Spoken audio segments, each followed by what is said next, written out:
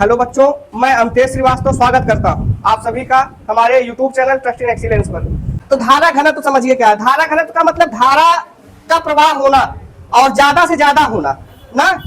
पहले परिभाषा बोले तो परिभाषा यह है, किसी चालक पर या किसी चालक के प्रति एकांक क्षेत्रफल पर अभिलंबवत गुजरने वाली धारा चालक का धारा घनत्व कहलाता है।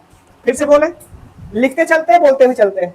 किसी चालक के प्रति एकांक क्षेत्रफल पर अभिलंबवत गुजरने वाली वैद्युत धारा चालक का धारा घनत्व कहलाता है। इसे जे से प्रदर्शित करते हैं। अब कहीं कैपिटल जे या कहीं स्मॉल जे, जो आपका मन करे ना, इसे जे से क्या करते हैं, प्रदर्शित करते हैं।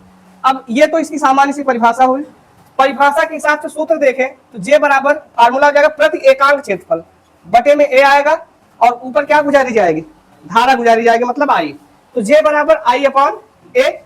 जे बराबर अगर आई अपॉन ए है, इससे आप मात्रक बनाएंगे तो मात्रक बनेगा एम्पियर प्रति। क्षेत्रफल का मात्रक क्या होगा, मीटर स्क्वायर, एम्पियर प्रति मीटर स्क्वायर। बात समझ में आई। मात्रक बना, मात्रक के बाद विमा, आई की विमा क्या होती है, ए, बटे में क्षेत्रफल की विमा क्या होगी, यल स्क्वायर। ए बटे यल स्क्वायर को सरल करेंगे, ए यल की पावर। बात समझ में आई। ये इसकी विमा हो गई। ठीक, तो हमने कहा किसी चालक के प्रति एकांक क्षेत्रफल पर अभिलंबवत गुजरने वाली वैद्युत धारा क्या कहलाएगी, धारा घनत्व कहलाएगी।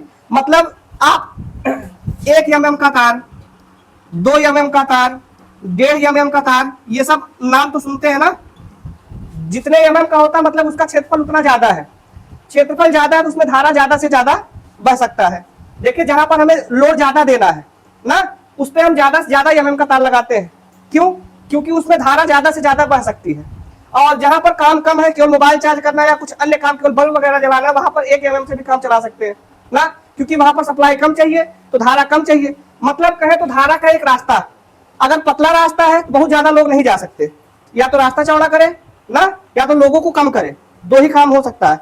ऐसे ही तार में ज्यादा धारा प्रवाहित करना, या तो तार को बढ़ाए ना, या तो धारा को कम करे। तो धारा कम नहीं करने के अलावा हम क्षेत्रफल को ही क्या कर दे, बढ़ा दे, तो भी धारा बढ़ जाएगी।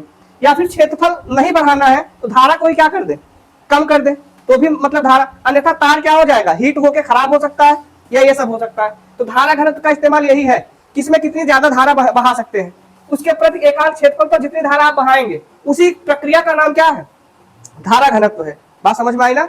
सामान्य जीवन में इसका उपयोग इन्हीं सब में होता है, इलेक्ट्रॉनिक डिवाइस में, जिससे डिवाइस खराब ना हो ना।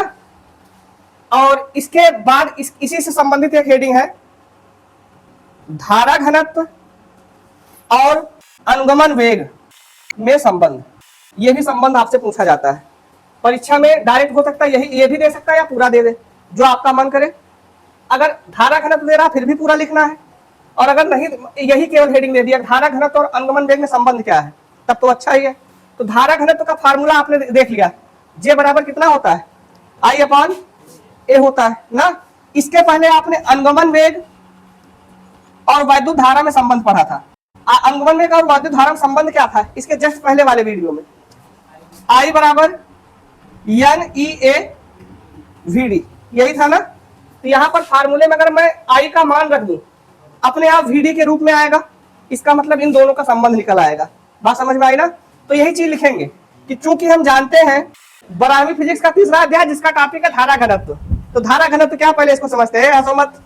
क्या जानते हैं, जे बराबर आई अपॉन ए, यही जानते हैं। एंड दूसरा अनुगमन एक वेग और वैद्युत धारा का संबंध जानते हैं, आई बराबर N E A V D, and I बराबर N E A V D. तो क्या आई का मान मैं ऊपर वाले समीकरण में रख दूं जे बराबर करके, तब जे बराबर आई की जगह रखेंगे N E A V D, और अपान में क्या आ जाएगा, ए से ए कटा, तो जे का मान क्या बचेगा,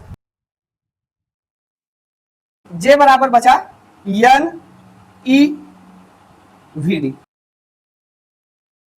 बात समझ में आई ना। ये किसका किसका संबंध है, धारा घनत्व और अनुगमन वेग का संबंध है। धारा और अनुगमन वेग का संबंध अभी आपने लिखा ही है, N E A V D कितना बराबर, आई बराबर। समझ में आया ना। सस्पेंशनापन एक धारा और धारा घनत्व अलग अलग टॉपिक है। धारा घनत्व का मतलब कि कितने क्षेत्रफल में कितनी धारा बह सकती है, और धारा का अर्थ ही है बहना ना। तो इलेक्ट्रॉन का बहना धारा है, और धारा को किस जगह बहाना है, कितने क्षेत्रफल में बहाना, वही क्या है, धारा घनत्व है। तो धारा घनत्व और अनुगमन वेग का संबंध जे बराबर एन ई वी डी होता है, और धारा तथा अनुगमन वेग का संबंध आई बराबर क्या होगा, N E A V D होगा। बात समझ में आई ना। समझ में आया तो लिख लीजिए।